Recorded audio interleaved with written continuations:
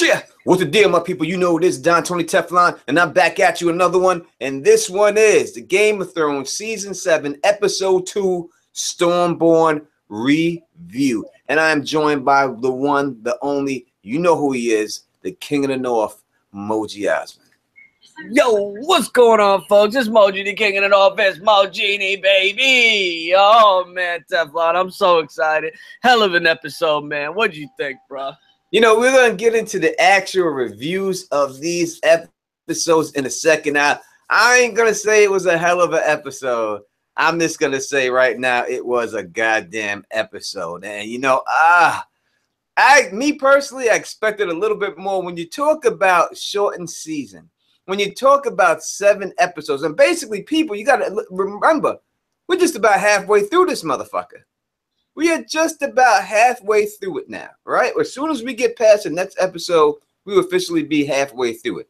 So basically halfway through the season, they told us from the jump that that every episode, every actor told you, every episode is going to be turned up. It's going to be nonstop. It's going to be boom, the boom, the boom, to the boom. And to me, we have not gotten that out of the first 2 episodes so far. But we're going to get into that. We're going to take it place by place. And we're gonna say what up to everybody watching live in the chat, and we want your how you feel about these episodes too. So make sure you please put down there exactly how you're feeling about the episode. Did you enjoy this episode? What would you rate it if you had a rating to give this? Scale of 1 to 10. Tell me what you thought about this episode. All right, so we're gonna get right into this right off the bat. Let's start off with right off the bat, I'm going to start off with the Sand Snakes and Euron Greyjoy and this big ass sea battle. Now they hyped up this sea battle pretty much since the beginning of the season. They showed us clip after clip. The most clips we got out of anything about this in the trailer was this damn sea battle. The sea battle seemed to be the #1 thing that we were getting. How it led up to the sea battle. Now, Mo, do you like the tactics that Daenerys showed and the reason why they took off to begin with? I think Daenerys made a horrible, horrible mistake by splitting up her forces. She had the biggest army that's landed in Westeros, and she wants to split it up. She wants to let Yara Greyjoy take some of the naval fleet that she's got to go get the Dornish soldiers. Now, big mistake. Euron Greyjoy is swimming all over the ocean. You don't know where the hell Euron is. Euron's looking to get y'all, and you're going to put yourself in danger by going out into the open ocean? Big mistake by Daenerys Stormborn, and she paid the price for it. She now loses her naval fleet of the Greyjoys. No doubt. I thought that it was a bad tactics going on here, without a doubt. When you look at the situation, now what Tyrion Lannister was saying was true, and it was, but it's a given. When you're saying that you're going to have a foreign army invade the city, the lords are going to rally towards the queen. They are already going to rally towards the queen, as we have seen already in these clips.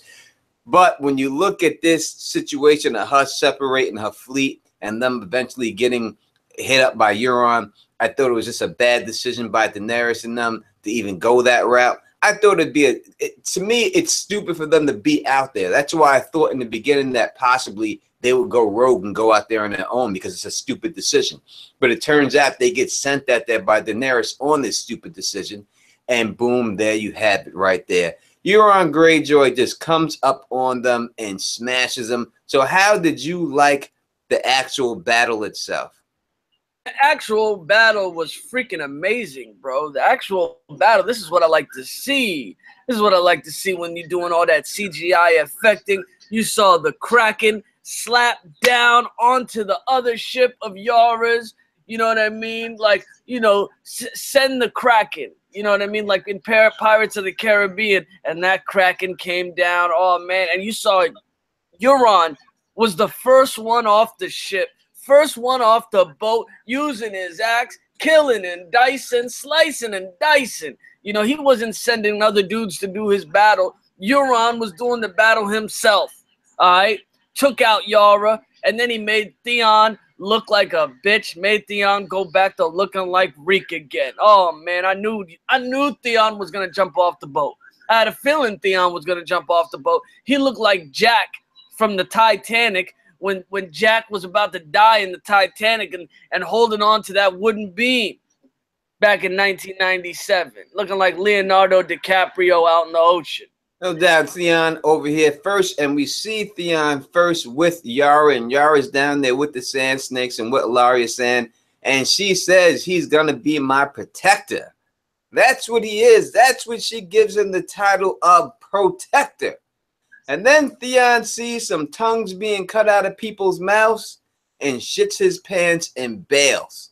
And to me, it was obvious that was going to happen. I told people he's going overboard and he was going to escape. Theon is just a straight bitch. He will never be nothing but a bitch. And that's just the way he is. He's just bitched up. There's nothing he could do. As for Yara, she put up a hell of a fight.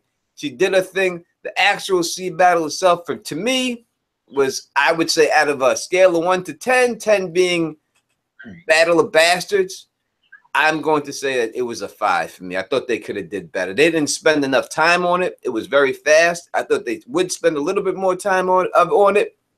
And it just happened. It just looked haphazard. It just looked like, it just didn't look as organized as I thought it would. I thought it would just be better. And I just didn't see it. Euron, he did his thing with his little axe and everything else. I thought he looked good. And I thought when he grabbed Yara at the end, that scene looked good and everything else right then. But it kind of came off as villainous, twirling your mustache a little bit. He did. It didn't come.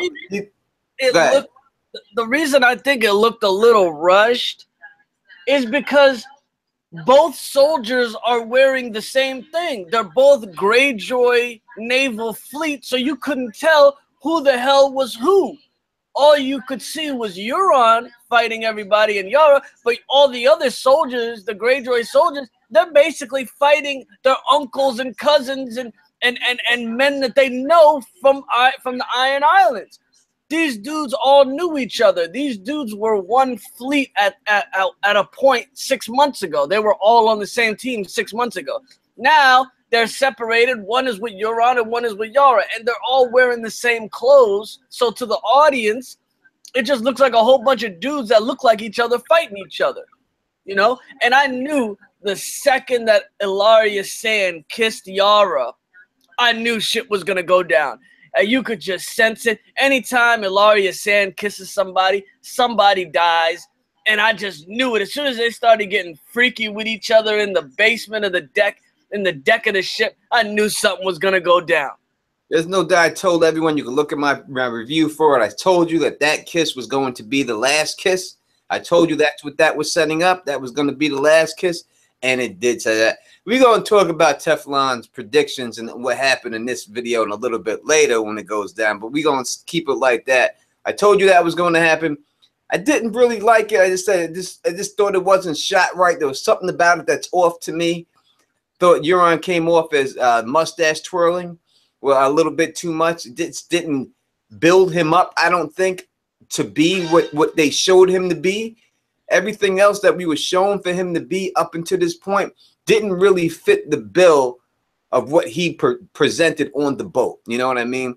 So it was such a big leap for me to go from what I've seen him as every time I've seen him to all of a sudden flipping a switch and all of a sudden he's supposed to be Conan the Barbarian on the boat. You know, it just didn't work for me. You know what I mean? It really didn't work. But as we see, it's pretty obvious right now what the gifts were. I thought that the way the Sand Snakes went out was great. I mean, Euron had to take them out. Other people were taking them out, and they put their bodies right on the boats. I thought he put them on his boat and sail them like that back to King's Landing. I would have rather seen him do that than just leave them on at the sea on the beat-up boat. I would have took their bodies and put them on my boat and sailed them right back to King's Landing like that. I think he should have went down like that. But what do you think about the way the Sand Snakes went out? And listen, right now we're taking questions about the sea battle. So if you have any questions about the sea battle, please put them in the comment section. Mo is going to be gathering up the questions right now so that we can keep this going right now, talking about the sea battle until we switch up. I predict right now that Euron is going to take Arya Sand and her daughter back to Cersei. Cersei is going to torture the daughter in front of Arya Sand for whatever reason. She's going to kill the daughter in front of Arya Sand, or the mountain zombie is going to do it in the basement of King's Landing, and they are going to use the Tyrell soldiers against Dany. They are going to make believe that they're still with Dany and Daenerys. They're still on their team, but they're going to secretly be working for Cersei. I'm going to predict it right now, 110%, that Arya Sand's daughter gets killed in front of her, and that's what makes her turn on to Cersei's side. Yeah, I think that there's going to be no turning because she's going to get murdered too. You can't kill Marcella and then be on Cersei's side. You're dead. They're both dead. They're all dead. I think all three of them are captive. They're all hostages, and they will all be killed. But I agree with you 100% that they definitely will kill the daughter in front of the mom. Cersei will definitely do that to her without a doubt.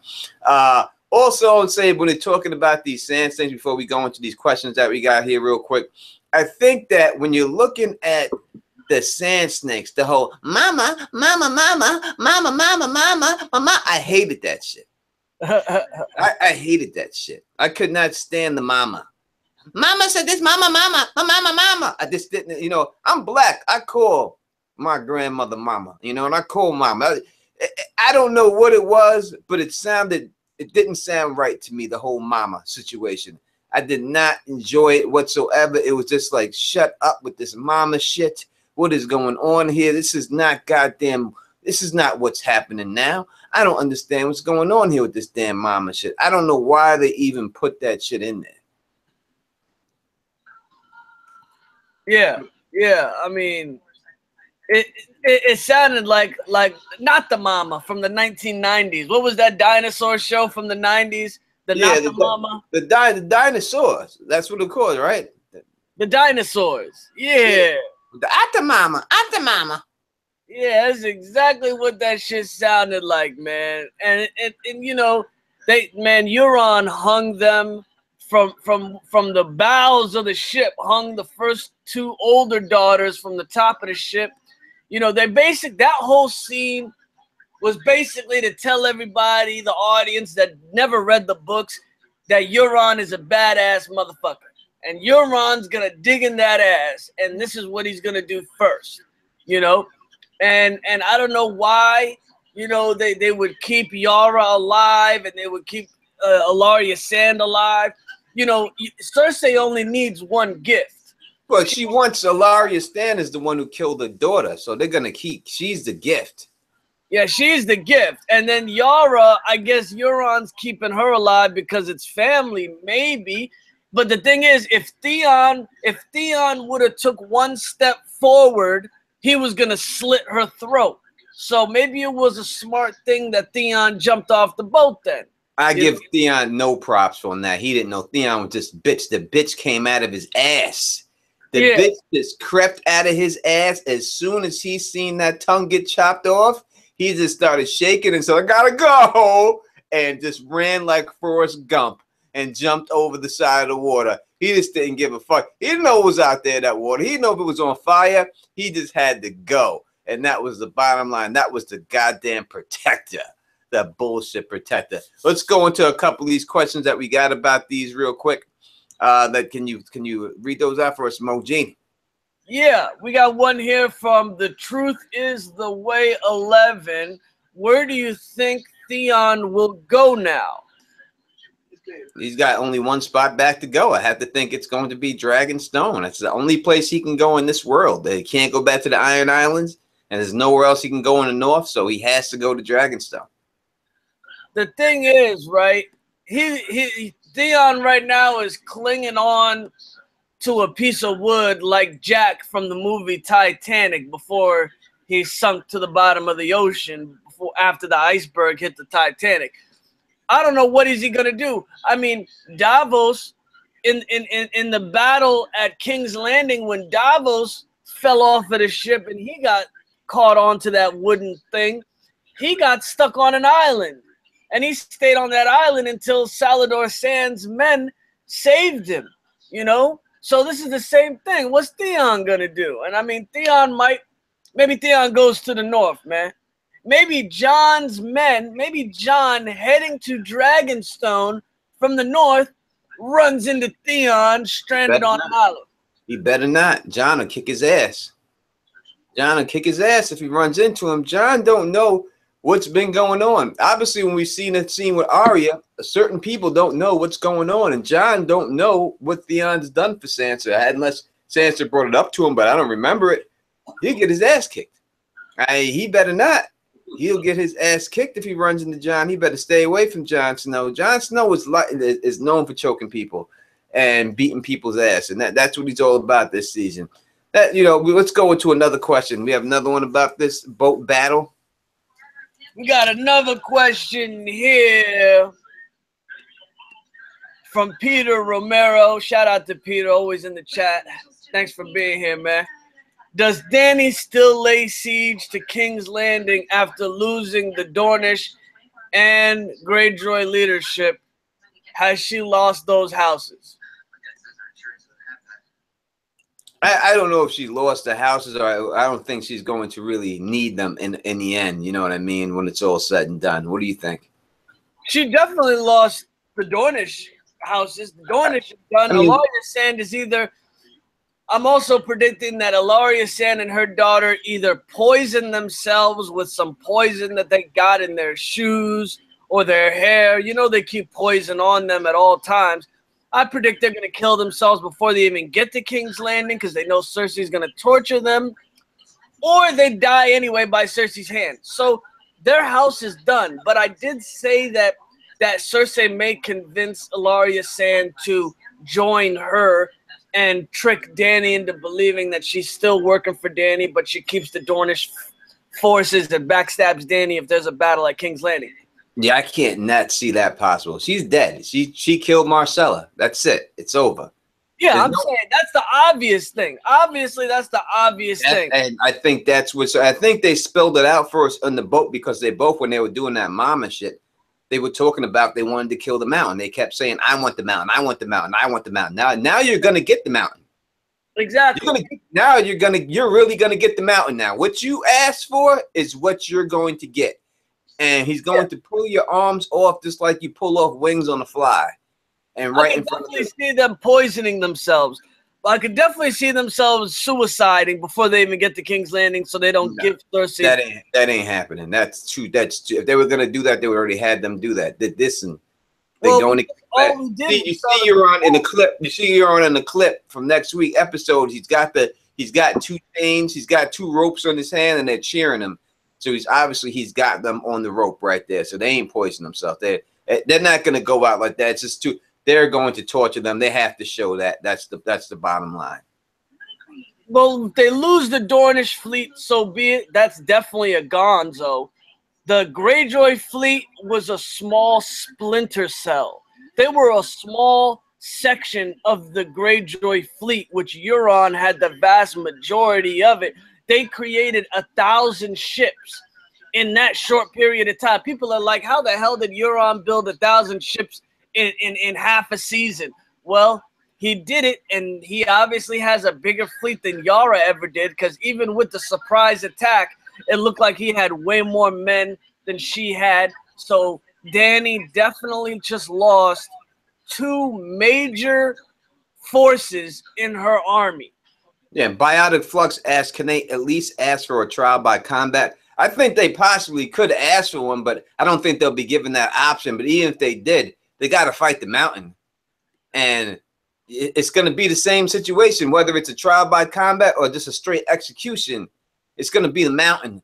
And the mountain, they have no chance versus the mountain. What are you going to do? There's nothing you can do. I don't care what weapons they got, what they think there is. They have no chance versus this mountain. Yeah, absolutely none. I love the freaking mountain's new armor. It would be sweet to see what he's going to do. I mean, it's just some creepy shit that's going to happen to the sand snakes, man. You know, it'd be smart if they poison themselves, but really, you know, that's the gift. That's the gift that Cersei wants. She's gonna make her pay, and you know it is what it is. There's no doubt. So thinking about Cersei, let's go right down to King's Landing and talk a little bit about King's Landing. How did you like the King's Landing scene? What was your favorite part about the King's Landing scene? The scenes in King's Landing, I really like Jaime's scenes with Randall Tarly. Randall Tarly was basically telling Jaime, I've known Lady Olenna since I was a child. Now, this man is probably close to 70 years old. He's known her since he was a child. Olenna's 70 years old. There's a lot of blood there, you know what I mean? And the Tarleys are bannermen to the Tyrells. And Jaime's trying to convince Randall Tarly, forget about Lady Olenna, forget about the Tyrells. The Tyrells are dead. You have no allegiance to them. Mace Tyrell is dead. It's only the old lady, Olenna. But Randall is sworn to House Tyrell. He's not going to break that. But Jaime's trying to convince him that there's going to be foreigners. You know, Jaime was pulling a little bit of a racist, speech right there, trying to tell Randall Tarly that, hey, man, you got foreigners. Dothraki are going to be on the shores of Westeros. Are you going to join us, noble houses of Westeros, or are you going to join the Dothraki? And no doubt, you got to pull. You pulled the race card, and I think that they have no choice but to pull the race card. And I think that is basically you see it happen in this country all the time, or anything. You know what I mean? All the time, if you hear servicemen who come back from Iraq, listen to the way they talk about people after they come back from war. This is the way soldiers view other people, because you have to dehumanize a person in order to kill a person. You know what I mean? It's easier to kill a person when you make them not as human as you, or you can make them something other than you, even though we're all the same thing. But when you're a military person, it's easy it's easier to look at a person like that. That's why they make up different names for people, so that they're not seeing them as regular human beings, so that they can inflict injury upon them. So it's a smart play, and it was a play that a problem Daenerys was going to have from the jump. And there's no way, when you have Dothraki coming across with Unsullied, basically a bunch of people of color coming across here into this nation that we haven't seen anything but mostly Caucasian people, that's going to take over. They are not going to accept that rule. It would be the same thing if it happened here. If anyone came to the United States with foreign troops, you're not coming through our country with foreign troops acting like you're liberating us. It's hard to say you're liberating someone when you're bringing foreign troops with them. And I think that's a problem. But the biggest thing I see here, I always thought that it was most likely that people didn't realize that it was Cersei who blew up the set, because we've seen a big distance between Cersei and the set. But from right in this shot, and you hear Randall Tarly speaking, he knows that it was Cersei that blew up the set, all the way till we get to Arya with the hot pie situation. So how is it that they rather follow a woman that blew up the set than someone who didn't blow up the set? And Jaime, we don't know if Randall Tarly accepted Jaime's proposal, but Jaime promised Randall Tarly at the end of the war, we're going to need a new Warden of the South. And he promised Randall Tarly he'd give him Warden of the South title if he joined forces with them. Will Randall Tarly join up with Jaime and Cersei? I don't know. I think it'll be a mistake if he does, but we'll see. I mean, eventually we're going to find out. Randall Tarly is the only guy who ever defeated Robert Baratheon in combat during Robert's rebellion. Jaime knows how much of a military man Randall Tarly is, and how much he needs a military man like that as his right hand during the war to come against him. So this will I think Randall Tarly will join up with them.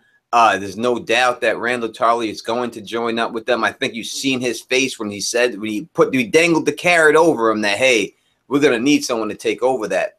You know what I mean? That was, I think, the convincing thing that put him over the line, because I think the whole thing he was doing was tough talk to get what he wanted. And that's really what he wanted to hear from all along. And as soon as he heard it, that's all he really needed to hear, I think. All right, what's the next scene that we saw? Was it the... No, we got questions. We got taking questions for King's Landing. We could still talk King's Landing. Please, any questions for King's Landing? or anything, got anything about Cersei or anything like that, please put it down there. We have the Truth 11. The Truth Way is 11 predicts my predictions. Randall Tarley will join them, and Jaime will rebel and have to fight against the Tarleys himself. What do you think about that prediction by the Truth Way? Do you think that's possible? Say that again. He says his prediction is Randall Tarley will join Cersei, and then Jaime will rebel, and then eventually it will be Jaime versus Randall Tarley. What do you think about that? I mean, that'd be crazy if that happens. I think that's a little far-fetched that it would get to that point in the show. We don't have that much time in the show. Will we see something like that happen? I mean, definitely Jaime will turn on Cersei at some point, and he probably will do the Valakar prophecy and kill her. You know, we also have Pete says, how come no one cares about Cersei killing all those innocent people during the Sept? Why is no one caring about that? This is the crazy thing. The people that would have cared would have been the small folk and all the people that what was his the High Septon? What was the guy's name? The High Sparrow? The High Sparrow. Cersei killed the High Sparrow and all his soldiers inside the Great Sept of Baelor. These are the people that would have rallied the small folk of King's Landing to care. Now that all those dudes are dead, nobody wants to talk about the situation in King's Landing. You know, the lords know about it. You know, I don't think anybody in the north knows. I don't think Jon or any of them know what the hell happened. They got their own problems. But people in the Riverland should definitely know. And the people that you would think would care would be the small folk. But a lot of the small folk have been getting killed by Cersei for a long time in King's Landing. So they're probably going to keep their mouths closed. Yeah, we have a question here saying, is there going to be any follow-up for Sam stealing Heartsbrain with Randall Tarley in the show? Is Sam going to get a problem? Are they going to have problems? Are they going to talk about that?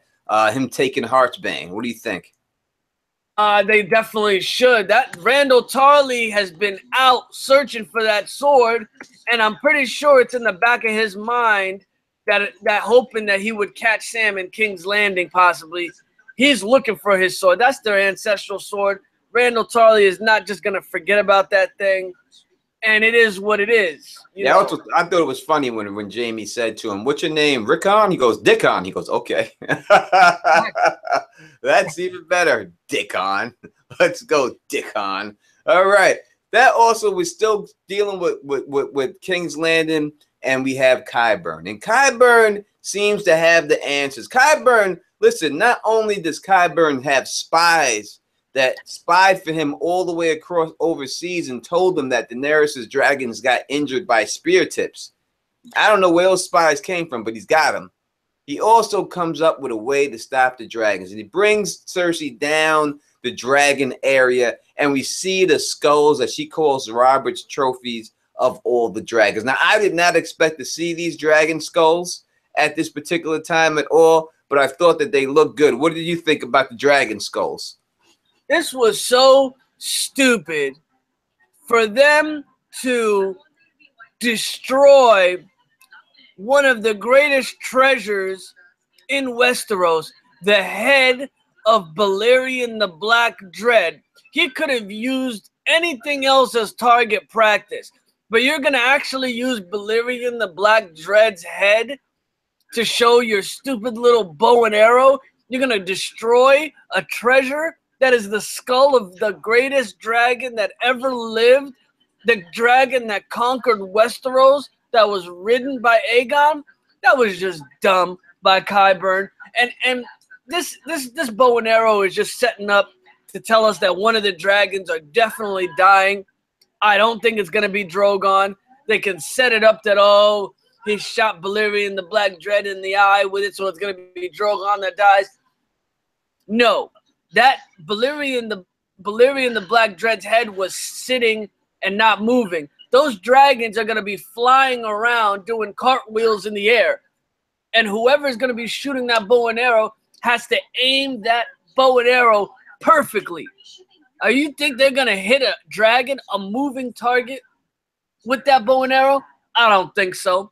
I don't think so. I think that every time we've seen the dragons attack in any type of ground situation, they always do land. It's not like they stay in the air all the time.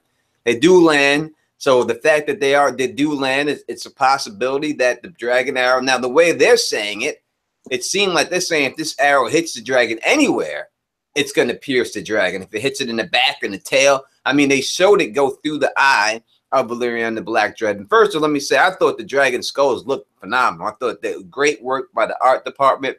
That was a fucking huge ass fucking dragon skull. And, you know, we seen Cersei standing right by that skull. This made me think, is she getting eaten by a dragon? I know she's not, but just to see her standing right next to that big mouth, this seemed like it's quite possible she could get taken down and eaten by that dragon. But I thought it looked great. And I think that, you know, they had the scorpion. That's what I'm calling it, for lack of a better word. The scorpion that he made up there. I thought it looked powerful. And it shows that it doesn't take you don't got to be strong to shoot it. It just Cersei Lannister can shoot the thing with one finger. So you ain't got to be strong to shoot it. We don't know how many of those things they have. If they have, you know, 10 of those things. And as I said, if them dragons land, and it seems like the dragons always, every battle I've seen the dragons do, they always land, unless it's the sea battles, they always land eventually.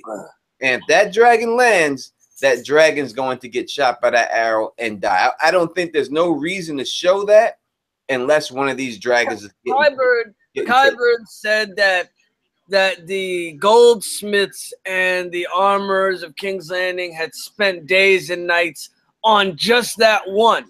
Mm-hmm. Just that one. So how many of those things are they going to be able to complete by the time Dany comes? We see letters, right, go in a scene, right? So they showed Euron Greyjoy build a 1,000 ships in not even season, right? So yeah. if they're willing to do that, and they're willing to have a letter leave from Dany to Jon and get there in one scene, then they're willing to put mad scorpions down there if they have to. That's true. And that's definitely true. Yeah, they'll probably come up with like 20 of them by next episode. Yeah, so I think that they may kill a dragon with that thing. I'm going to ask y'all straight up right now in the chat. Do you think that scorpion, one scorpion, is going to kill a dragon? And if so, what dragon will it be killed?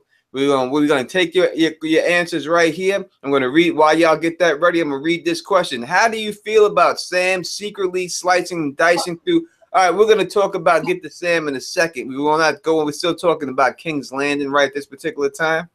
So we're going to stay there. Then we'll deal with the Sam situation. And anybody who watches this video later on that doesn't watch this live right now, just tell us in the comments what you think about which dragon's going to die.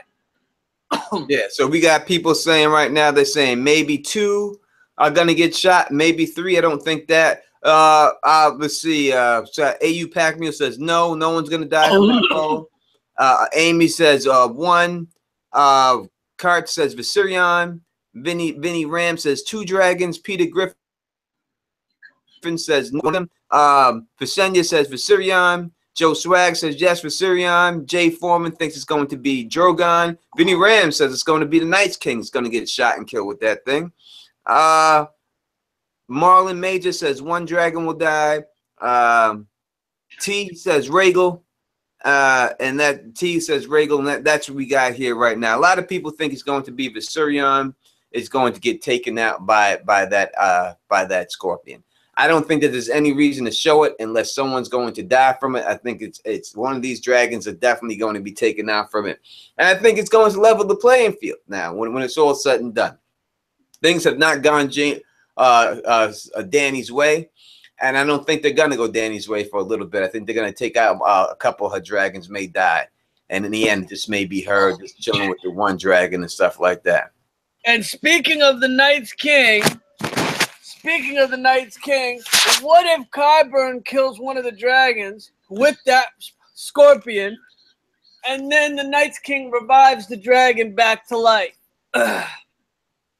Then that's a white dragon, and that becomes the Night's King dragon. Straight up and down. Imagine if the Night's King comes to the battle when Dany gets to King's Landing and is fighting against Cersei, and then boom, he sees one of the dragons die and raises it from the dead, and it comes to him. We got a white dragon, ladies and gentlemen. It could be. It could go down like that. There's definitely a possibility that they could say the same Mo, stop eating cookies and choking yourself. All right? No more cookies, Mo. Cookie monster. We can't be having it. I got a sweet tooth, y'all. You can't be chewing gum on camera. That's not the way to go. We're going to go there since someone wanted to talk about Sam at the Citadel. Let's go and talk about the Citadel. So if you have any questions about Sam for the Citadel, please leave them in the comment section right now. We're going to go through this situation. So now we see Sam gets there. And he's been there, and you see Jorah Mormont. And let me tell you that it looked disgusting. His grayscale looked worse than it ever did look.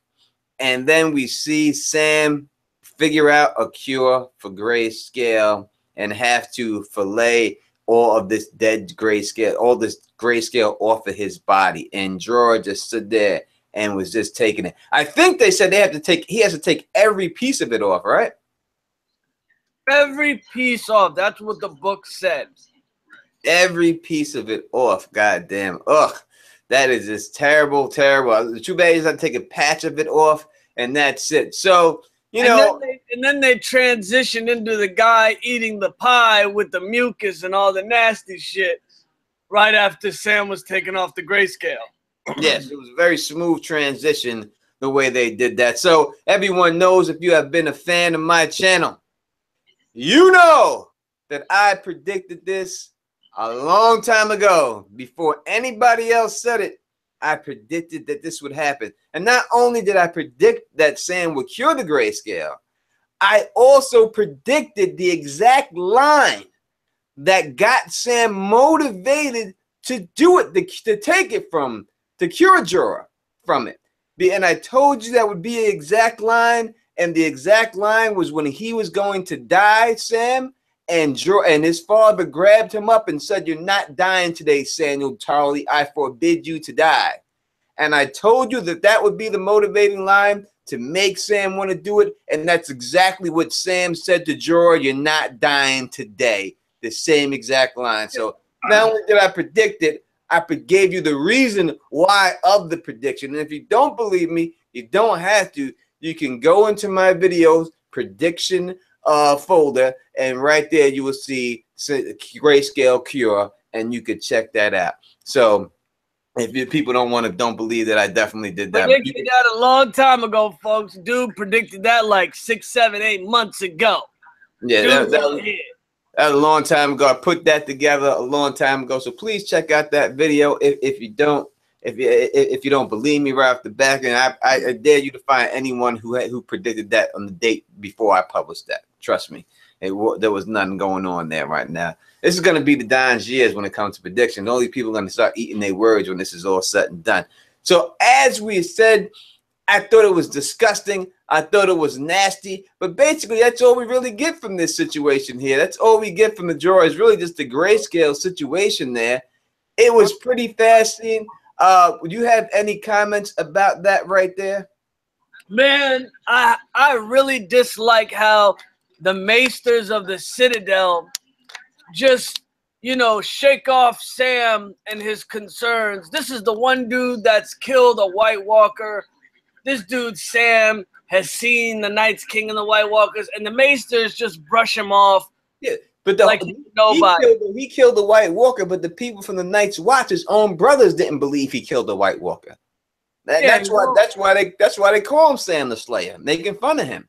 So if they don't believe him, how are these other people? And what they're saying to Sam is true. I mean, have you studied the evolution of grayscale when it comes to a child compared to an adult?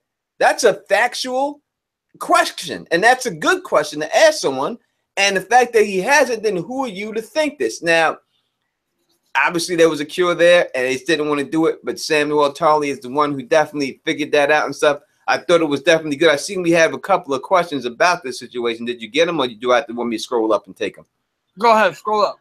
All right, let me go back real quick. I know I've seen some.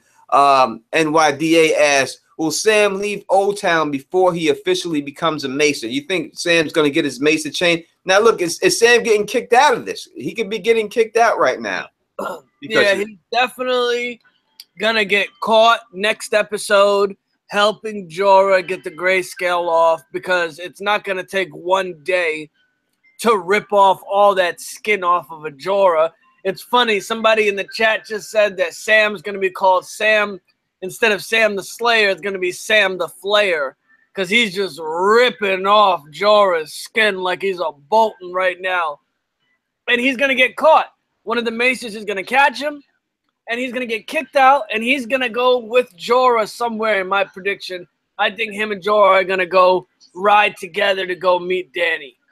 It could happen. Now, I got another question. Do you think that Maester Sam is working under the foreshadow how Sam will die by way of grayscale by curing Jorah? So is he going to die, Sam, because of this grayscale?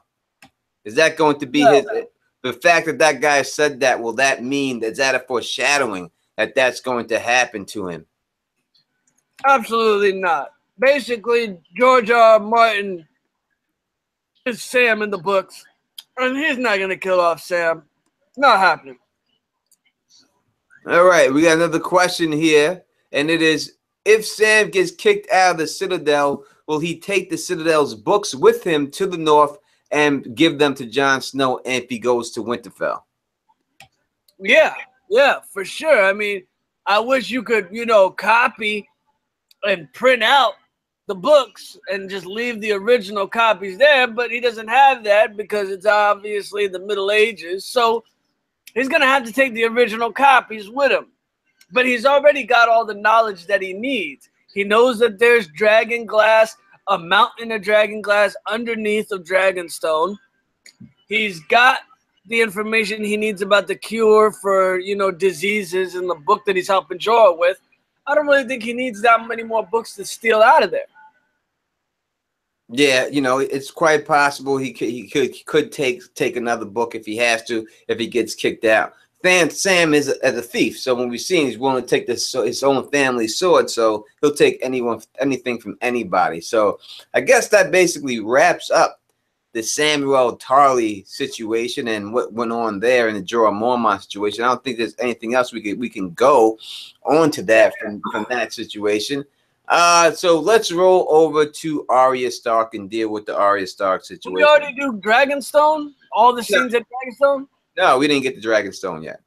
Oh, okay. All right. So we're gonna deal with Arya Stark right now and everything else that happened down there with Arya Stark. So you want to take the lead and give a basic description of what happened with Arya? Arya was in the woods. She goes and meets Hot Pie. I kind of like this scene where, they call back to Hot Pie. Let us see a character from old. Hot Pie looked a little bit older now, man. He's still chubby, but you could tell he's looking like a man now. He got a little bit older in the face now. He doesn't have that. He's still got the pudgy face, but he doesn't have the kid pudgy face. He's got like a grown man pudgy face now. And it was good to see him still talking about how to make the best pies. And Arya's like, oh, I've made a couple of pies too. 2 of them. And she was talking about Walder Frey's son, Black Walder, and stuff. So I like that scene right there. And her just interacting with somebody that she's known from a long time ago. I liked seeing a scene like that. And then when Hot Pie tells her that her brother, the one brother that she loved, is now king in the north. He was Lord Commander of the Night's Watch, but now he's king in the north. And this gives her the decision to, instead of going to go to King's Landing to kill Cersei, she wants to go north to holla at her family. That was a dope scene. No doubt. What up to LML and what up to Gray Area who just joined the chat? And what up to everyone else in the chat that we see up in here? Yeah, look, I enjoy it. I know it's fan service. And I know that they didn't really need to do it. But I enjoyed seeing Hot Pie. I'm glad they showed Hot Pie. I wish they show him every goddamn scene. I mean, this actor has a little role for himself as Hot Pie. He can just show up and sign autographs just for that reason of being Hot Pie now, that actor. I think probably for the rest of his life he could make money doing that. I like him showing up there. Obviously, they still showing that he's still progressing on his cooking skills. And you always got to do that little bit extra to get that cooking right. And that's what he does. He goes the extra mile for it. But he is the one who tells Arya that Jon Snow has taken over, back over the North, and is the king of the North. And this is what leads Arya to head back towards going up to the North. And while she is en route to the North, we see her get surrounded by the direwolves. Now, and initially, when she was blowing the smoke, I gave a trailer review, and I thought that that was going to be a White Walker. I still believe Arya will kill a White Walker. There's no doubt in my mind that's going to happen. You will see that happen when it goes down. Arya will kill a White Walker. But it wasn't the White Walkers going. It was just getting extremely cold. So I guess they were just trying to say she made it pretty far north at that particular time, when really that should have happened in the Riverlands because of where Nymeria is at. But I guess the way they had the smoke come out of his mouth, they must have somehow, it must have somehow been close to closer to the north than it was in Riverlands. Then when she gets surrounded by all these wolves, all right, what was your take, Mo, when you seen her get surrounded by all these wolves? This right here was like the crowning moment. This is like one of the big theories that people have been waiting for ages. Will Arya Stark reunite with Nymeria? And sorry, I'm choking right now. Because you're eating, not supposed to be eating. I'm not eating, I'm choking. Oh my goodness. Yo, take the mic for a second. All right, let Mo Genie, hopefully Mo Genie feels a little bit better real quick. He's got to take care of that situation, and let me hold this down. So I will say that, you know, I thought that the Nymeria scene, we got her whole thing that we seen from Arya right here was fan service. I think the hot pie thing was fan service, and I think the Nymeria thing was fan service. And I think it was good fan service. I appreciate it going down like that. And I did. Now, what she said at the end of it, I didn't understand what that meant. So I'm going to bring that to you at the end of in the chat. What did she mean by what she said at the end? Why did she say that? What does that mean? All right. Oh, man. You all right? Yeah, I'm good now, man. That scene with Nymeria, I'm losing my voice because I've been talking for like 3 days straight. Oh my goodness, man. The Nymeria scene was a beautiful thing. Got the cold chills off of that, got emotional. And then Nymeria doesn't recognize her, or it seems like Nymeria doesn't recognize her. And then, you know, she looks at her with that soft face. It went from a growling at her to that soft look, and you could tell that it was Nymeria. She had the exact same facial features that Nymeria had, that white and the gray look. And then for Nymeria to call off the other wolves, and then they leave her, and Arya to say, "That's not you, girl." That made no sense. Me and my little brother, we thought that maybe that's Nymeria's daughter. Or maybe that's Nymeria's son, and she breeded with the wild wolves of the Riverlands. And she's dead now, but her children remain, and they don't recognize Arya. But other people are saying, nah, on Reddit. That is Nymeria, and she just doesn't recognize Arya because she's a faceless man now. Or she's become it was definitely Nymeria. We got people in the chat. We got Amber. She says that I took it as she is not the Arya that Nymeria once knew. Gray Area says it's not her personality. It's a callback to Ned and Arya. That's not me. So she's trying to say that that's not Nymeria at this particular time. Johnny says Nymeria has her own life now, and that's what that meant. Mamba says Nymeria is her own person right now, so she's not going to go back like that. And it seems like most people think like that. Thinks that it means that Nymeria has her own pack. She's a part of her own life. She's not domesticated anymore. She's not going to come back, and not being domesticated was from Peach. She's not going to be able to go home and be that dog that fetches the slippers on command anymore. She's out there with her pack and everything else. She's a wild wolf. I wish that the fucking dire wolf fucking tackled Arya and started licking her face and everything. I don't care. And you could say, oh, that would have been corny. That would have been that. I would have loved to see it. I wish the direwolf jumped on top of her and acted like she was going to bite her and then sniffed her and then realized it was her and just started licking her. I wish it went down like that. I would have loved to seen it. I mean, I know it's corny and it sounds corny, and I know it does a little bit. So what? I love Arya. That wolf has been a wild wolf for, 5 years now. And on top of that, the last time they saw each other, Arya was the one throwing skip rocks at Nymeria, telling her to go. Go, girl, go, get out of here. And that's the last thing Nymeria remembers of her. She's not just going to start loving her all of a sudden because of all that, But it was a good scene. It was lovely to see that callback. But it was even better seeing Arya headed to Winterfell and they played that Stark music. No doubt. No doubt. No doubt. I wish I liked that stuff. I really did enjoy it. And I thought that was a very good scene and stuff like that. Let's go into the chat with that. If you have any questions about Arya Stark or anything that went down there with the wolf pack, do you think, Mo, we're going to see the wolf pack again? Is that it? Was this one fan service thing? We got serviced. They gave us our hot pie. They gave us our Nymeria. Now that's the end of that. That's another dead direwolf, kind of not dead, but a direwolf we're never going to see again.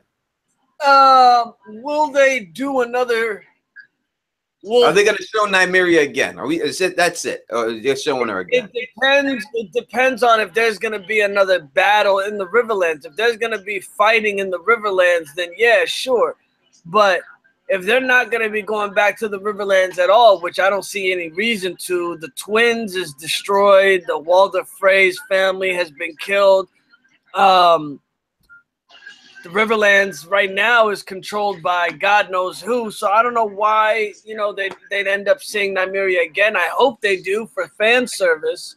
But there's no more dire wolves in the show. They don't even show us Ghost anymore. We barely see Ghost anymore. Summer's dead. Summer died last season. So, yeah, man, Nymeria and Ghost are the last dire wolves. I'd like to see them some more. No doubt, no doubt. People in the chat saying they can hear in the background noise, some type of TV type sound or something like that going on. I hope that they show her again. I hope they do show her again, but I don't think we're gonna see her again. I just hope if maybe she gets in a sticky situation that Nymeria comes for the rescue and we get to see that real quick. You know what I mean? I would love to see that real quick. It would definitely be a great situation for me to see that situation. Now, before we get over to the Daenerys situation, let's deal with the North. We're going to go up towards the North. And anyway, if you have questions about this, please leave your questions down there so that we can take them and start answering your questions while we go through this too. So dealing with the North situation, it's something different that I didn't expect to see is the fact that, that Jon Snow got the letter from Daenerys. I should have probably seen it that it would go down like that she would send him the letter and ask him to come down. And Tyrion didn't put in there bend the knee. He put everything else he put in there, but he didn't put going there bending the knee. Now, seems like most people were on Sansa's side. Now, I know a lot of people hate Sansa, and I know maybe some of y'all in the chat hate Sansa. But let me ask you this question. Do you agree with Sansa Stark at this time? Was she right this time in what she was saying? Mo, how do you think about that? Well, he had to go real quick and step away. What was the question? What was the question? The question is, what do you think? Do you think that Sansa Stark argument was right this time? Sansa, is jumping on Jon at the wrong times, man. She's supposed to be doing all this stuff in private, but she was right. Her grandfather, their grandfather, went south to go talk to a Targaryen, aka the Mad King, and he lost his life. He got baked in, and so did their uncle Brandon.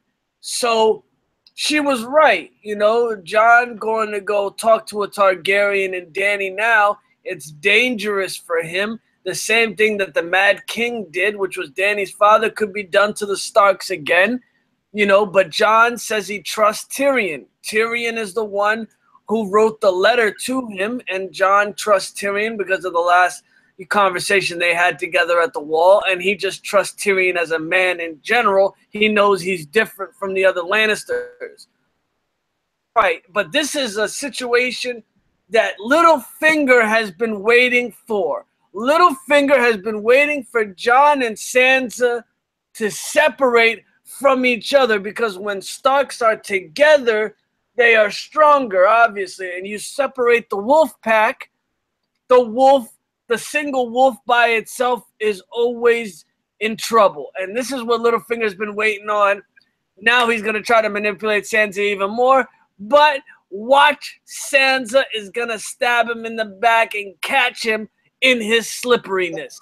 Let's talk about this Littlefinger real quick, this creepy bastard. Now, what a creepy bastard he is. You know, and I don't know if they tell the actor, hey, we want you to be a fucking creepy person, but how do you tell somebody and expect them to, what did you expect was gonna happen to you? You're gonna say someone, hey, I love like your stepmother, and now I like your half sister. I want to be with her. How do you do that? I don't understand how you can do it. I mean, you can't convince a girl that you want to date her best friend after you. That's like a girl passing away, and you're like, you know, I know I dated your friend, but now I want to date you. That's hard enough to pull off. It has been pulled off by many people. But the mother to the daughter, I don't know if that's ever been pulled off in the history of man. How did he expect, what did he think Jon was going to do when he said that, Mo? I mean, what was he expecting here? It was foolish. And Ned, back in season 1, Ned just choked the shit out of Littlefinger too, back in season 1. And now Jon does it again to Littlefinger. I think Littlefinger did it on purpose. I think he was trying to antagonize Jon on purpose into choking him, because this is what Littlefinger loves to do. If you're going to choke Littlefinger, you better finish it. You better choke that little motherfucker out and kill his ass. You don't want him resenting you for choking him or whatever. Littlefinger, there's some theories I read on Reddit that Littlefinger is going to try to get Jon assassinated on his way to Dragonstone, ladies and gentlemen. He's going to try to get Jon killed on the way to go see Dany, and it's going to be some crazy mess, and that's how Littlefinger gets himself killed. I don't know, but what I do know is Littlefinger has been waiting for this moment for the wolves to separate from the pack. I'll ask the chat this now. Please put in the comment section, do you think that Littlefinger will try to get Jon assassinated while he is away on this trip? Please put it in the chat. I will read it out there. You know, Littlefinger, to me, it was a stupid move. And the whole thing about Littlefinger that we see in the books from Littlefinger is that you're not supposed to know what this man is up to. And it just seems like everybody knows what the hell he's up to. It just seems like everyone, he's like gives away everything. He's not doing anything. When he's in the council meeting, when they're doing the council with all things, he's not repping the Vale. You got Jon Royce is always stepping up for the repping the Vale. He's never doing anything. He just got his head against the wall and he's leaning there. And I just don't understand why he's there. Michael Caine says no, that will not happen. A.U. Pacmeal says no. Amy Collins says yup. Let's see if anyone else has anything on those. We got Sega Poetic says no. Littlefinger is going to try to assassinate. Is not going to try assassination twice. So that's what we'll be getting. A lot of people there. People are not. This is the thing, right? This is the thing. Like as soon as Jon said to Sansa, "You're gonna be running Winterfell now. I'm gonna go to Dany and talk to her. You're gonna be the Queen of Winterfell." They immediately cut to Littlefinger's face. What does that tell you, ladies and gentlemen? That they immediately cut to Littlefinger's face, and we saw that little smile, that wormy little creepy smile on his face, man. Definitely did. And you listen, the bottom line is this. The lone wolf is not going to be lone forever because Arya Stark is on her way. And Littlefinger's in trouble because I'm telling you, the one thing Arya Stark learned at being a faceless man is how to catch people in lies. And she got the shit smacked out of her many a times by the waif because the waif caught her in a lie. So she is basically the truth, she is right there, the truth meter, right there, the truth machine, the polygraph machine is Arya Stark.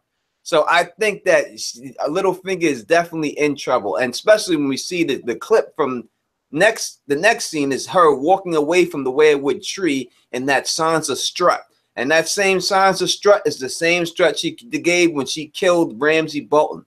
So is it possible? I'm going to ask this: that Littlefinger dies next episode. I know it. People may think it's soon, but next episode is halfway through the season.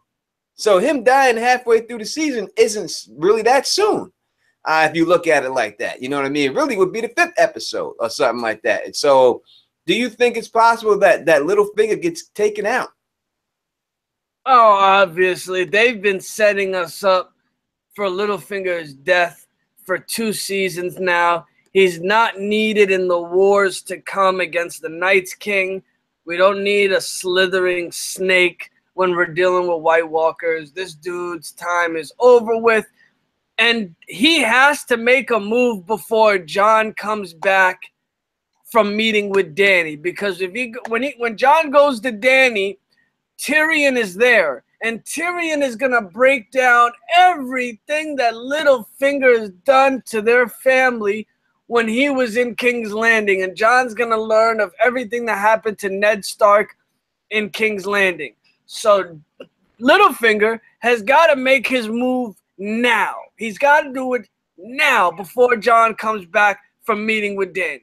You think he's going to be afraid? Because Jon told him, I'll kill you if you touch her. You think that's going to be enough to keep him off of Sansa? Is he going to be like, nah, I'm not fucking with Jon Snow?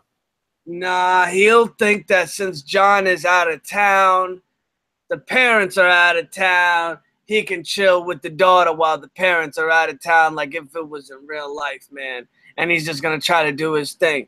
But Tyrion is going to let him know all the secrets that Littlefinger did to betray Ned Stark in King's Landing. So he's got to make his move now while Jon's gone. Yeah, I definitely think that's something definitely is going to go down there. Littlefinger looked a little shook when he came out of it. I don't know. That chokehold that Jon Snow's got is a very deep grip. So we shall see. Anything else going up there? I think now we're going to turn our attention a little bit towards Dragonstone. After we get through Dragonstone and we get that, and then you will take questions on any scene, anything we missed. We're going pretty fast through this right now, I know, but we're just trying to get through it so that way we can take more questions at the end. So we get to Dragonstone, and we have a lot of things jumping off at Dragonstone. I've said before in other episode that I don't know how Varys gets the pass for all the bullshit that he did. And then we see Dany check Varys on all this shit that he did. How did you like that? Do you think Dany was right to check Varys in that situation? Varys, this is the first time you saw Varys get a little bit scared, man. Dany straight up shook his ass. She straight up told him, you supported my father, you worked for my father, and as soon as my father was killed by the Kingslayer, you moved on and became Robert's right-hand man. You started working for Robert. And now Robert's dead, now you're working for me. How the hell am I going to trust a slithering snake like you who moves around at every convenience? And, you know, Varys wiggled his way out of it. You know, Littlefinger and Varys are so similar. You know, it's scary. You know, Varys straight up tells her, I did what I had to do because I'm a survivor. You know, I was a slave. I had my man parts cut off by sorcerers. You know, I had to do what I had to do to survive. And, you know, Dany likes that. She likes that he told her the truth. And then even Tyrion backs him up. Tyrion lets Dany know that Varys is a good guy. And Varys is half the reason she's doing what she's doing right now. He's been secretly, you know, working to put you on the throne. But then Dany's like, well, he also was secretly trying to kill me when I was in the house with the red door and all that for Robert Baratheon. So it was a great scene. Loved every bit of it. I even loved when Melisandre's ass walked in and was trying to let Dany know about all the stuff about the Red God. And it was a great scene altogether, man. Everything about Dragonstone was just... Well, we're touching on that. Let's go to the Melisandre scene real quick then. So Melisandre does come in after they have that conversation, and she basically gets Varys to agree that if he's going to do something and doesn't like the thing that she's doing, that he's going to admit this to her in her face. Another video I have came out with before this season starts. It's called "Will Varys Turn on Daenerys?" Now, go take a look at that video. People didn't think it would have happened, but I put it in that video. Check that out if you don't have it. If you have a chance to, will Varys turn on Daenerys? I did that before the season started because I always thought there was a possibility of him doing that. So now that we have that situation going down, we see Melisandre. They come over to her, and she's speaking High Valyrian to Dany, and Dany's speaking High Valyrian back. And then we get from this conversation the prince that was promised. Did you like the explanation of the prince that was promised?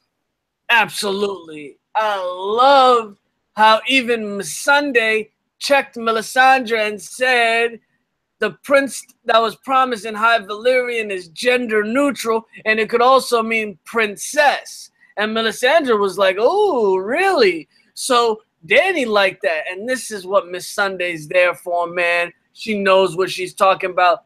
The prince or the princess that was promised. We're going to find out how this all goes down, man. I love it. Yeah, so I thought it was a little sloppy, the explanation, but I'm glad that they did try to put it out there. So I don't know if Melisandre was wearing her choker during that scene either. I really think that she wasn't wearing her choker during that. I don't think she had it on her neck. I have to go back and look, but in my head, when I'm thinking of it, and I initially saw it, I said, I don't think she had that on her neck at that particular time. So we shall see. She brings up Jon Snow, and she talks about that. Now, does this mean that there are going to be 3 different princes that are promised? You think that means there's possibility for 3 princes that are promised? Or what? What do you think about that, the prince that is promised?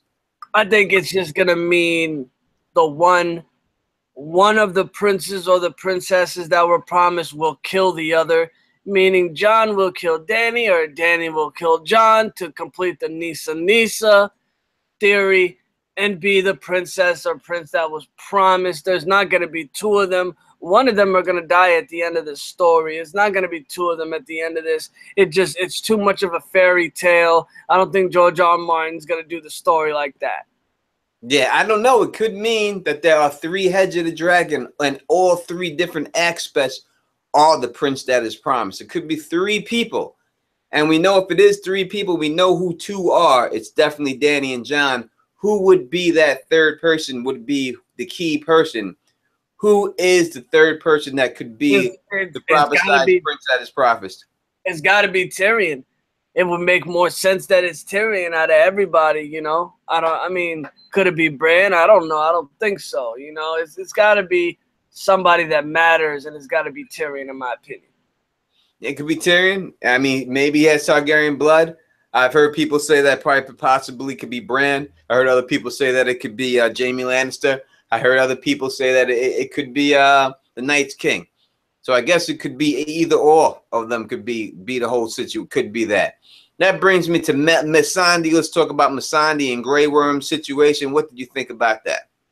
Oh, I loved every bit of it, man. And I was just hoping just a little bit, just a teeny weeny bit that Grey Worm was lying the whole time, and maybe he really wasn't cut the whole way down there, and maybe he was hiding it from the other Unsullied soldiers. I don't know. I just had a fantasy, you know, that him and Missandei would get down with it.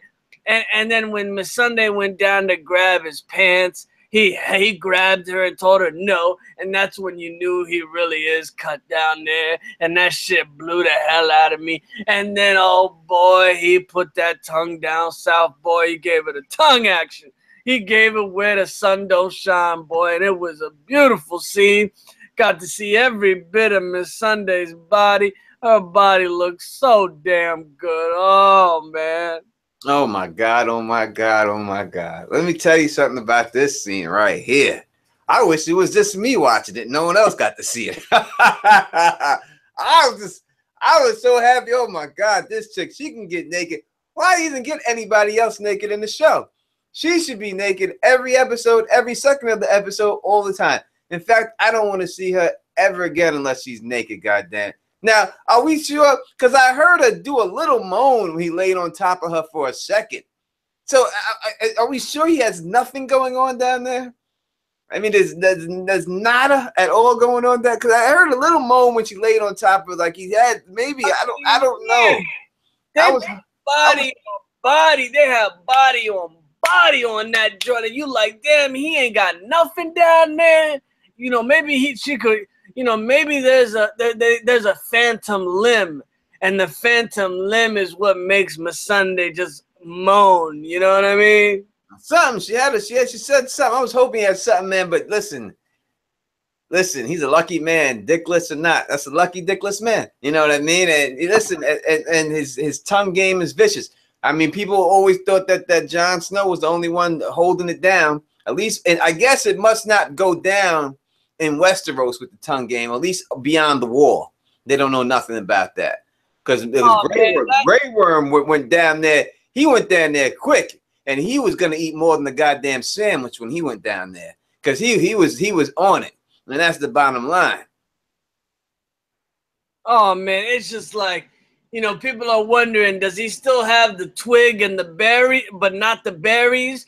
Or does he have the berries and not the twig? Or is it a straight up Theon thing where it's a straight up gash of a Bolton gash? You know what I mean? You know, you flayed him. I mean, I don't know, but the thing is, man, Missandei's body was so perfect. Golly, man. I'm just thinking like he has to go take a piss. How does he take a piss? How's he take a piss? I mean, he's got to have the twig but no berries is what I'm thinking. How does he take a piss? That's what I'm saying. I think that he may have some. I'm just going to say that he does because I want him to. Yeah. And maybe that's what made Missandei, you know, put that little moan in, man, because her body was just so perfect, man. I love the actress that plays her, man. Yeah, and look at all you ladies out there who like to say there's discrimination and you don't get to see naked men. You got your naked man shot. I hope you are happy with your naked man shot. You got a little naked man action for you. There was something there for you, you know what I mean? So I don't want to sound sexist or something, you know what I mean? But your ladies got something, the guys got something, we all got something. So it was just a happy moment for everybody, I would think. Absolutely. An amazing happy moment. And guys, we got 262 people watching right now. We're close to our 300 average, but we only got 129 likes. Man, smash that like button, guys. No doubt. Hit the like button if you can. We do appreciate it. We know we got the one thumbs down. We know that's a YouTuber. We know who that is. So let's just show that person that, you know, we just stop hating on us. Just go live your life and leave us alone. You know what I mean? And if not, just come see us in person. Besides that situation right there and all that, you know what I mean? We are going to go and take all questions. I think we got through just about everything that happened in this episode. So we're going to have to, now we switch into all of the questions that you have. If you have any questions about any part of the episode, please put it down there in the comment section so that we can read through all of your questions and answer all your questions, you know what I mean? And we can continue talking about this thing, you know what I'm saying? That's it. So how many scenes we have left from the episode? Did we miss anything? I think we hit them all. I think we hit all the scenes. I don't think there's anything else there. There's only a couple of spots now on Westeros. I think that there's only a couple, you know, there's nothing else to go on. I think we went through it. We didn't get Bran. We didn't get Tormund this episode. We didn't get. If we missed any scene from last night, tell us in the comments below, guys. Yeah, no, but they weren't in this episode, so we didn't see them at all. So and stuff like that. So you know, I don't understand what that question is. Q&A, Euron. I don't know what that means, but we already talked about the Euron scene. Yeah, we did Euron in the beginning. That was the first person we talked about was Euron. We did the Euron, the Cersei, and all that stuff. That's right in the beginning of the episode. Yeah, if you guys weren't here in the beginning, that was the first scene we talked about. Rewatch this video. It was the first scene we talked about was the Euron scene for the people who came in later in this video. Smash if you have questions about Euron, put the questions about Euron in the chat right now, and we'll answer all the questions right now. I see one here says, what would the rest of Dawn do? I don't think they're going to do anything. I mean, if anything, once their people get executed, I don't think that Dawn's going to be a factor in the show anymore. I think they're killing them off just to get rid of them, so we don't have to deal with Dawn ever again. They should have got rid of Dawn 2 seasons ago or a season ago when everybody hated the Dorne plot. They should have got rid of it back then, and now we're sitting here trudging through the snow that is Dorne for another season. It should have been knocked out a long time ago, and this is probably their best way of getting rid of it, is Cersei going to torture the daughter first and then torture Arya Sand by giving her to the mountain, probably. Do you think Arya will return when Jon is gone? Do you think she'll recognize the knife on Littlefinger and connect all the dots? Most definitely Arya will show up at the exact time that Jon is leaving Winterfell, so they will miss each other by a hair, by a dog hair. They're going to miss each other, and that will piss everybody off in the audience. That, oh man, if they would have waited one more day, they would have met each other, and boom. But at least Sansa and Arya will get that scene. Don't forget, Sansa will be there, so we'll get the nice little sister scene, which will be great. And then, you know, it is what it is. You know, maybe Jon and Arya will see each other, you know, later down in the season, at the end of the season, maybe. No doubt. People are asking, where is Bronn? Do you know where Bronn is at? I don't know where Bronn is at. I don't really know if it's I thought he was at King's Landing with Jaime, but they're not really showing Bronn this season. Maybe, you know, because they're really trying to get to the nuts and bolts of... They're flying. Listen, they're flying through this. They're not wasting any time. Dany sends a letter. It's there the next scene. They are just pushing this thing through. And you gotta understand that D&D only wanted to do this one season.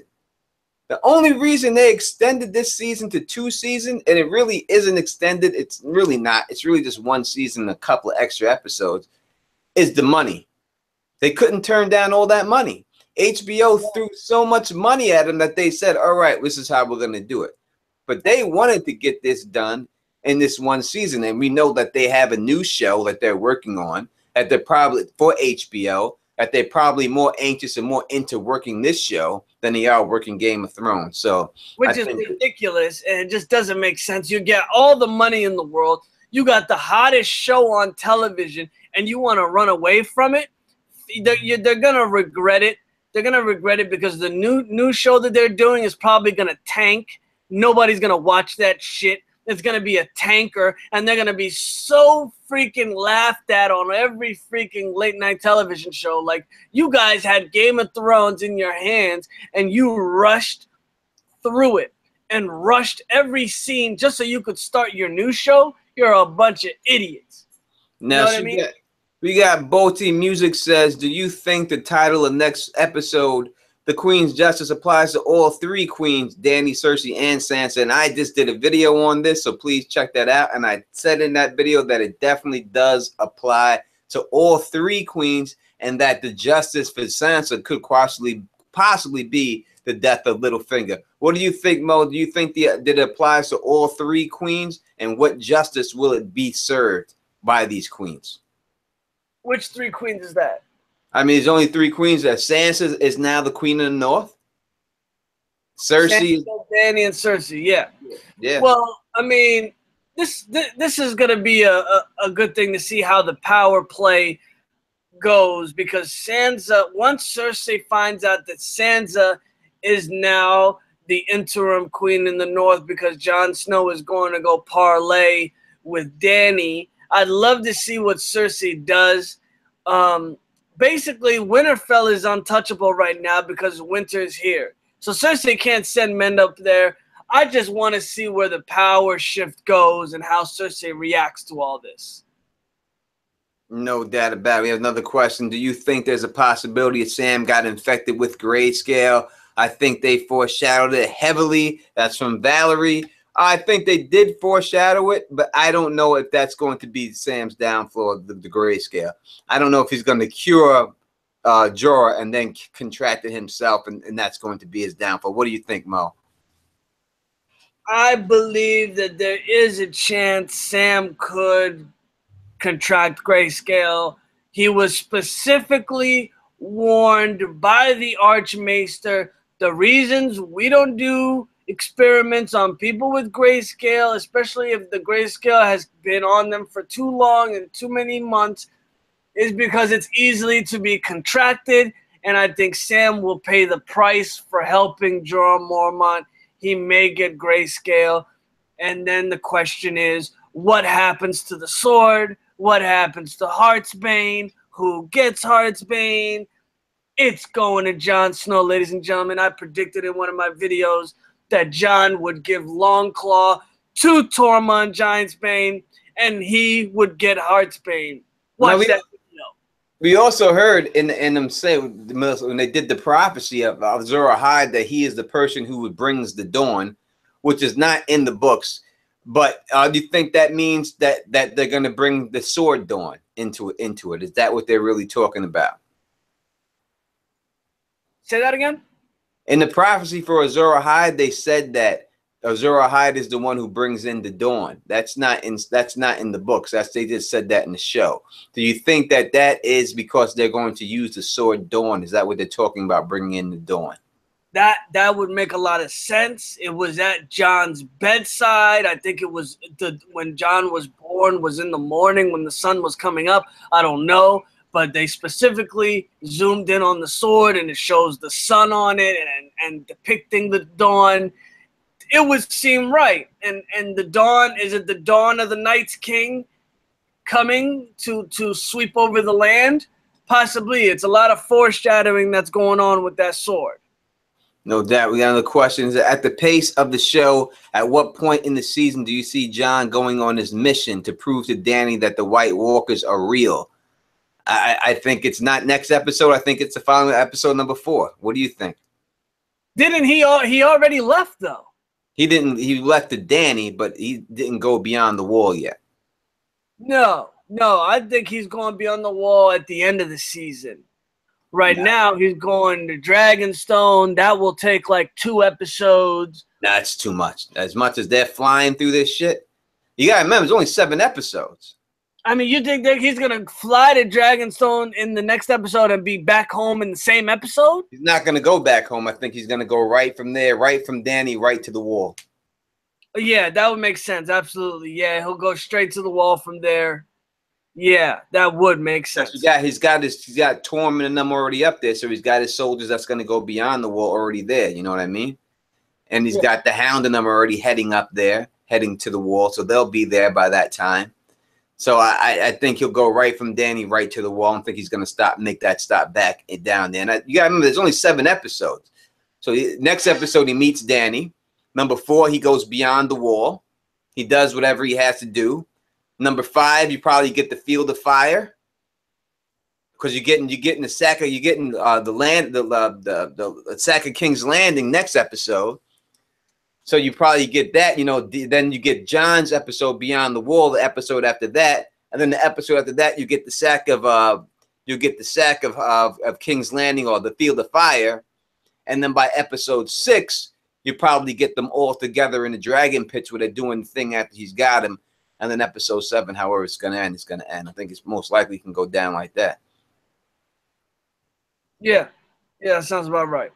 So we got another question here. Danny mentioned not wanting to be the Queen of Ashes in the House of the Dead.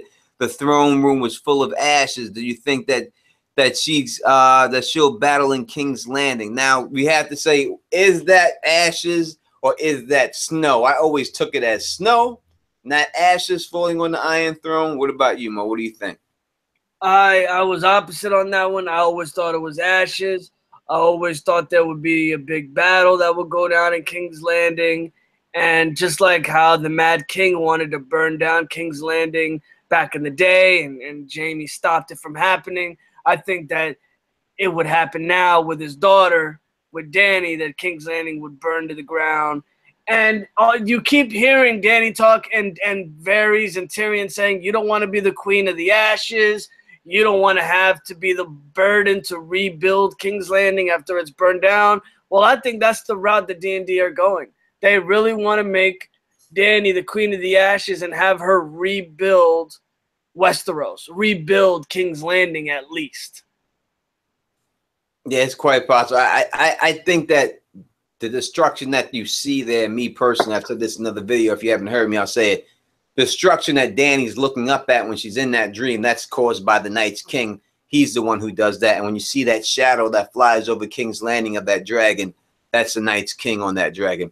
Will the White Walkers go around the wall on the frozen ocean? Now, we see in the opening scene, when we see the wall in the credits, right when it opens, the water used to be water there. Now, all of a sudden, that water is frozen. Are they just doing that to say that the White Walkers are going to come around the wall? Because I'm going to explain this to you people. I'm going to explain something that people overlook about this wall situation. It's not proven. It's never been proven that this wall can stop the White Walkers, because this came after the long night they put the wall up. So after the battle was over, then they put the wall up. So the wall was never proven. It's never been tested by White Walkers. So do you think that it's possible that they have this big-ass wall that they believe is going to stop the White Walkers, and the White Walkers are just going to go right around the outside on the lake and come right through it instead? Do you think that's going to happen, Mo, or what? That would be so cheesy and so linguini. It'd be so soft, teeny, like a whack martini, if they just let the damn White Walkers walk around the damn wall. And the wall has been there to protect Westeros for 1,000,000 years, but they could just walk around it. D&D would butcher the scene. They would butcher the books and they would butcher the scene if they allowed the Night's King to just walk around the wall like that. It would be ridiculous. It would be sad. It would be preposterous. It would be unbelievable if they just let the Night's King go past the one barrier that was built by magic to protect Westeros. Yeah, I think that it's just so unclimactic. I just don't know if the anticlimactic, should I say, that it'd be hard for me to see them go down that route. I think the wall has to fall. I don't see no other reason for it being up there. I see what you're saying. I know that they did freeze it up, and there's got to be a reason for them freezing it up. Maybe it's just to show that winter has came. I don't know. But, you know, it's quite possible it could go down like that. But if they does go down like that, to me, that's dumb. I don't know why they would do that at all. You know what I mean? We got Lucifer meets Lightbringer, and he says, can a brother get a comment to break the wall? Come on, D&D. Now, Lucifer meets Lightbringer is big into the astronomy prediction type situations that goes throughout Game of Thrones. I am not an expert in that. So if you are looking for things like that and you want to know things there, please watch his channel. But what do you think, Mojini? Is it quite possible that a comet, we had a lot of references to a lot of comets in the show, can bring the wall down? A comet like a meteor? Like we said, we seen the red comet in the sky. Yeah. Is it quite possible that something could hit the wall and knock the wall out? I think if there's anything that could destroy the wall, it could possibly be an ice dragon or possibly the giant dragons, man. The blue-eyed giant named Macumbo, man. when you see those three giants with the Night's King, what about those giants, you know, build some sort of rocket launcher type of thing where it just blasts holes into the wall and crumbles pieces of it down? Or maybe an ice dragon, you know? What if a giant is riding on top of an ice dragon? You know, what about the ice spiders that they always said the Night's King has? You know, what if they build some sort of contraption? What if the Night's King himself slams the ground and punches the ground like he did at the cave where he killed the three-eyed raven, and that crumbles pieces of the wall down? You know, there's a lot of things, guys. Yeah, I think if it's got to be one thing, it's most likely going to come down with the Night's King. Night's King has to have something to do with it. I think especially for show purposes, not book purposes, but without the show, I think you have to show the Night King as a threat. And the best way to show him as a huge threat is to have him be the one to take down the wall. So I think the Night King will make the wall fall when it's all said and done. The Night of Summer wants to know, will Bran meet Jon at the wall? Say that again? Will Bran meet Jon at the wall? Hopefully. I mean, you would think that Ed would bring Bran down to Winterfell somehow. Will it be all the way when Jon gets back from Dragonstone? I don't know. I think Bran may go down to Winterfell in the next couple of episodes. Might be next episode. Ed might send a ranger down and take him down there with him. What do you think? No, I can't see it happening. I think that Bran will be there already. He'll be in Winterfell by the time Jon even gets up to the wall. I think that's why we see Bran at the weirwood tree. I think he's going to be using like a spy. He'll be spying. He'll be like a drone, using the birds like a drone to scout for Jon, scout ahead and see what's going on up there. I think that's what's going to go on with Bran. What about Bran's ice mark canceling out the wall's magic? Do you think the mark on Bran's hand cancels out the magic at the wall? Oh, you mean the frost scale? Yes. You're talking about that frost scale? I don't even think they're talking about Bran's frost scale anymore. I don't think he has that mark on him anymore. We haven't seen any references to the frost scale at any point so far this season. I just don't think it's a factor anymore. I think it was a factor for last season when the Night's King was following him. But now the Night's King's got a huge army. He doesn't need Bran's frost scale GPS to follow him anymore. The Night's King knows where he's going now. The Night's King knows that he has to go beyond the wall. So that frost scale doesn't matter anymore, folks. Yeah, I'm going to say that the mark doesn't allow for magic to do anything to the wall, but it does allow the Night's King to track Bran. And the White Walker's goal is to kill the Children of the Forest and the Green Seer. So they're going to follow Bran wherever he's at, and they're going to come to kill him. So wherever Bran goes, that's where they'll be, and that's where they're going to look for to kill. That's the way I see it. Who would be the most significant character to die this season? Oh, man. The most significant character to die this season will have to be Littlefinger. That'll be the character that'll just get your bones shivering, folks. That's the one that's going to make everybody just be shocked, even though we won't be shocked. It'll be like a half shock. We all knew that Littlefinger was going to die this season, but it'll just still be shocking to actually see it play out. Shocking death. Shocking death. Significant is the question, right? Significant. That's a hard question. Significant. I mean, I think Jon Snow is going to die again. But I think he'll come back. I think he's going to die again. Yeah, there's no doubt about it. He's going to get killed again, Jon Snow. But significant person that's going to get killed and not come back this season. Besides, I mean, I think Littlefinger is a given. I think we all know Littlefinger is dying.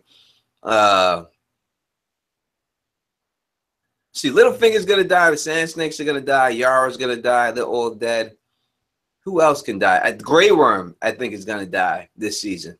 But is Grey Worm really a significant or a shocking death? I mean, like I think it'd be shocking if he died, but I think he's definitely going to die. I don't know if he's really that significant, but it would be shocking if he died. I mean, there's only a couple of significant people we can talk about. We're talking about Sansa, Arya, Jon Snow. Oh, Grey Worm's definitely getting killed next episode, going to Casterly Rock.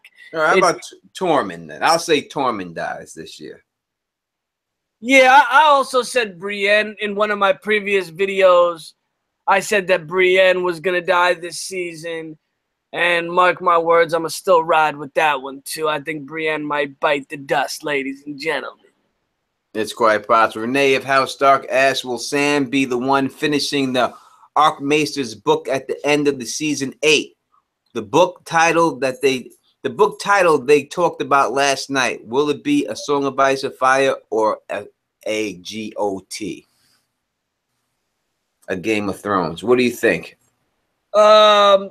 Yeah, why not? I mean, he should be the one that finishes it off. I mean, it just seems like if there's anybody there to do it, it should be him.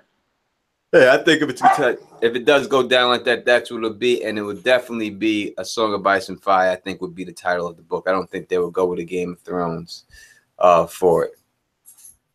And we got people here thinking that's going to be Sansa's going to die this year. I don't know if Sansa's dying this year. I don't know if that's going to happen. Sansa dying. What about you? You think Sansa's going to die this year? Absolutely not. Homegirl Sansa ain't going nowheres.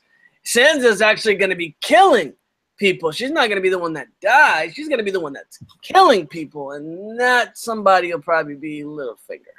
No doubt. We got a question here.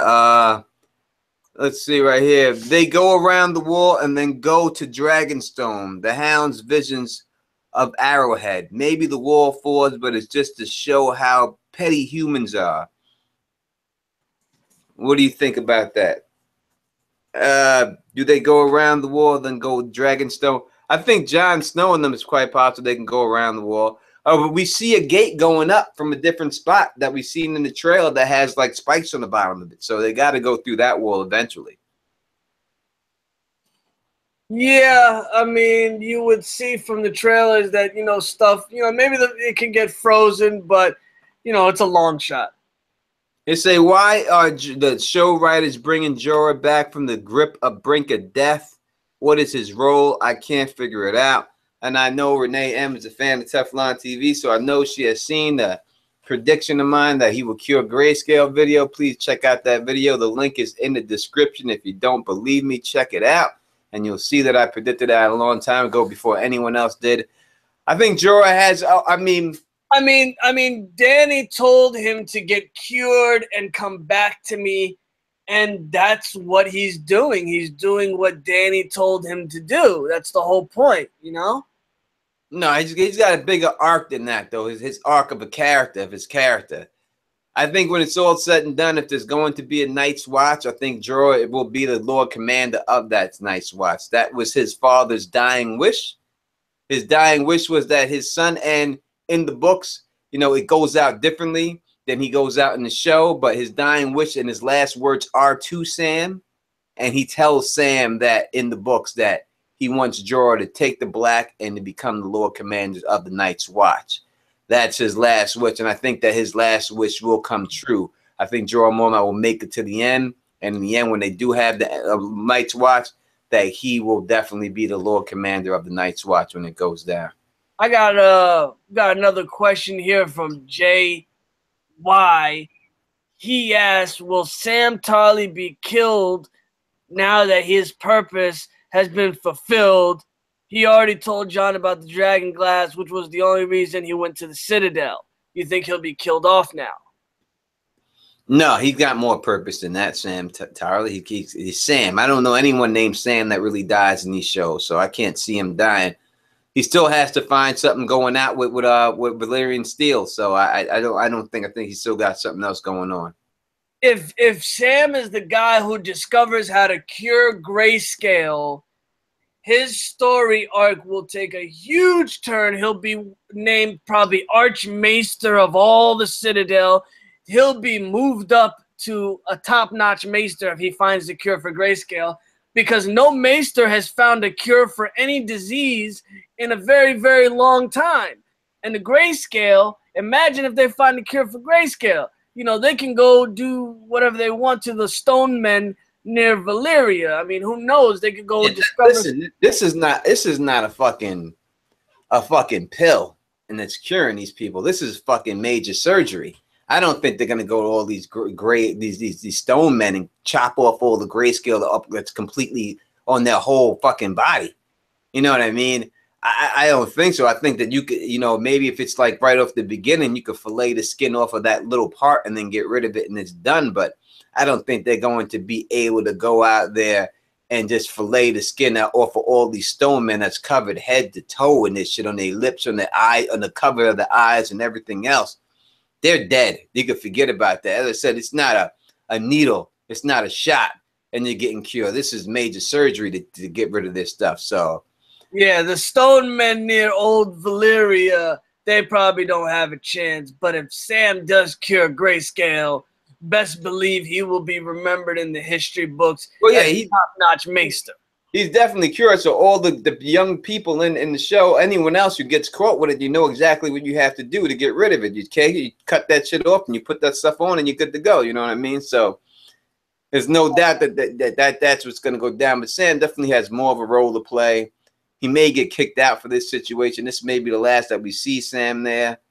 You know what I mean? We have a lot of good questions. We had a lot of people watching all day. Really do appreciate that. We're about to wrap this thing up. I would love to keep going, keep getting more viewers so I can keep going. I feel like keep going. But, you know, we can come back again tomorrow and we could talk some more about this episode or maybe talk some more about another episode or something like that, a different type of episode. We can talk about next week's episode or something like that. If you want, maybe tomorrow or something like that, and we have that. Obviously, we always have the pregame show every Sunday, so make sure that you subscribe. If you're not subscribed, make sure when you do subscribe, you hit that bell so that you are notified. So that when I go live, because a lot of times when I go live, it's just a lot of spur of the moment stuff. Like I said, I could come back again tonight and go live. We'll see how things turn out. You know what I'm saying? That's how we get this shit popping. That's how we do that. You know what I mean? So make sure you hit that bell, so that you know exactly when I go live, so you can just be up on that stuff like that. You know what I mean? All my good people out here, Mo Genie, let these people know where they can find you. Y'all know what it is. It's Mo Genie, baby. Moji Osmond. Go on the YouTube search, MOEJII. You can find me. Holla at your boy. I'll be down in the chat when this video's done. Let us know any questions you guys want us to answer that we didn't talk about. We're always here. Pre-game show, we always here. Spur of the moment stuff, we always here. So if you're subscribed, you can catch every video. Make sure you hit the notification buttons. Make sure you hit the like buttons. And this is what we do, ladies and gentlemen. Yeah, let's shoot for tomorrow at 3 o'clock Eastern time, 3 p.m. That worked for everybody in the chat. That's the time we're going to shoot for tomorrow, 3 p.m. Eastern time, to come back here live. We'll probably go 3 to 5, do 2 hours and stuff, and talk about it. So make sure all y'all come back, all right? Tomorrow, 3 o'clock p.m. Eastern time, we're going to be back here, and we're going to be doing this again. You know what I mean? So hopefully that time works out for everybody and stuff like that. We're going to keep these streams going. We're going to keep it going. Get your questions ready. And tomorrow we're going to talk about other things in this episode, and then we're going to also talk about next week's episode. And if you like the way we do this, please thumbs up this, please spread this across the realm, and please subscribe. And until next time, you know who it is. Peace and stay sexy.